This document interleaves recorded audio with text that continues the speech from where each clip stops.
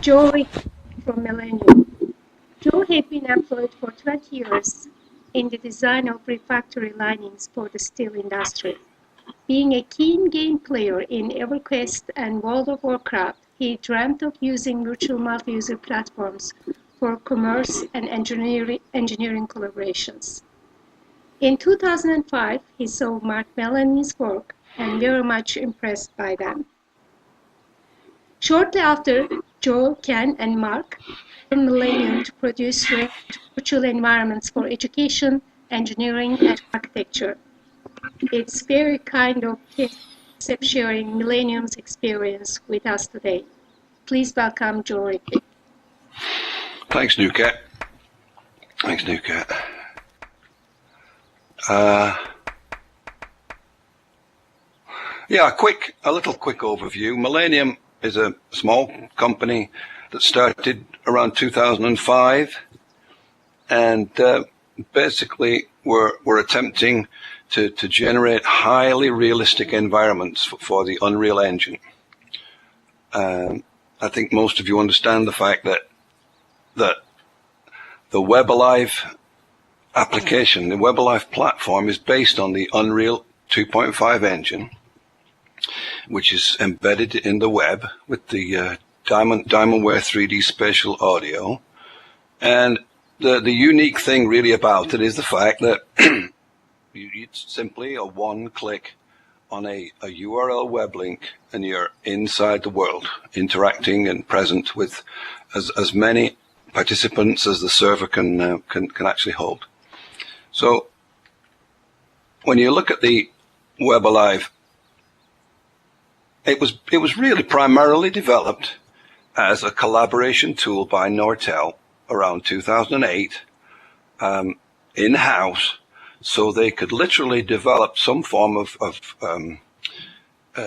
community online throughout their disparate offices. They could all basically sit around a water cooler and chat, have meetings, give presentations, discuss what they thought was necessary to develop new ideas in the business unit they were in. And they then modified to suit these office environments so that you could literally drop documents and images into presentation applications. The 3D audio makes for fantastically realistic conversations. You can actually hear where the sound's coming from. And the web rendering, as you see here, you can actually put web pages onto the screens, like YouTube I've got here. And you share any file you want, text chat, drop files into boxes for other people to pick up. So that's the general reasoning behind the Web Alive and why it was developed as a collaboration tool in a virtual office, so anybody around the world can click on one web link, enter, and participate. Now, it just so happened, I'd like to give you a little history lesson now on exactly where we came in and what our interest was in this. I just want to get that thing sorted out here. I hope you don't mind. I'm going to be jumping between the YouTube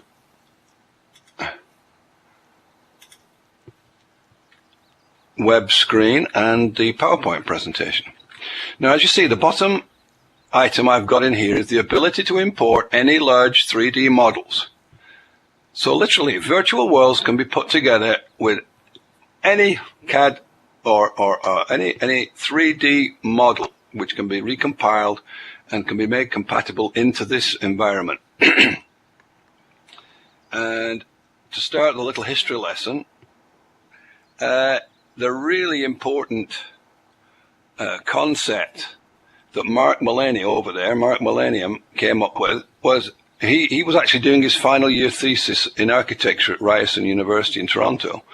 And he figured out that using the Unreal 2 runtime engine, this is freely distributed from Epic. You can go to their website right now and pick it up, download it and work with it, and use it as a platform to develop your own virtual environments. Free of charge, as long as it's not commercial, of course. And when you actually download it, you get a sample a sample environment of a typical gaming environment. Just a few thatched cottages, a little bit of a dungeon in there, a waterfall. Nothing that is different from any other kind of gaming platform you can work with. But Mark figured out that actually you could now generate a very realistic environment within this Unreal 2 demo, runtime demo platform. And you can import high resolution pictures, photos, scans, and now the runtime demo is somewhat limited. You can't have multiple participants in here. You can't have 40 people running around with you. There's no avatars, but you could generate an environment and actually show it on a projection through a computer PC and actually have a walk around and a display it. So in his thesis, he actually used this to display his final year thesis instead of a bundle of actual hard copies of his photographs, sketches, and CAD work. Now, when I saw this, I was actually working for a company that engineers refractory linings for furnaces and said, well, this would actually, I think I can get some interest in our company to make these furnaces inside a 3D environment to then walk around in with the customer to show them the exact 3D replica. And the idea was now to be able to generate meshes, generate mesh models using AutoCAD, 3D Studio Max, the variety of platforms, and then texture them realistically and bring them into this Unreal 2 demo. Now, this is what you call, I'm afraid it's rather dry. It's an actual CAD drawing of a furnace used to produce copper. And one of the first projects that Mark worked on with the company I was working for was to generate this exact 3D representation in exact scale so you could actually walk around it. So I'll just nip over to the YouTube now and give you a couple of little examples. I hope I can talk over the top of the YouTube. So let's see if it's going to work now. Is it going to work? Okay, I'm going to try and cut back I'll cut the sound off altogether. Now, in this case, this was one of the very first models that Mark put together, which was a 3D model of a Spitfire plane. And the idea was, we thought, we'll put it inside a museum environment with photographs of his grandfather's plane, with his grandfather's black and white pictures showing the exact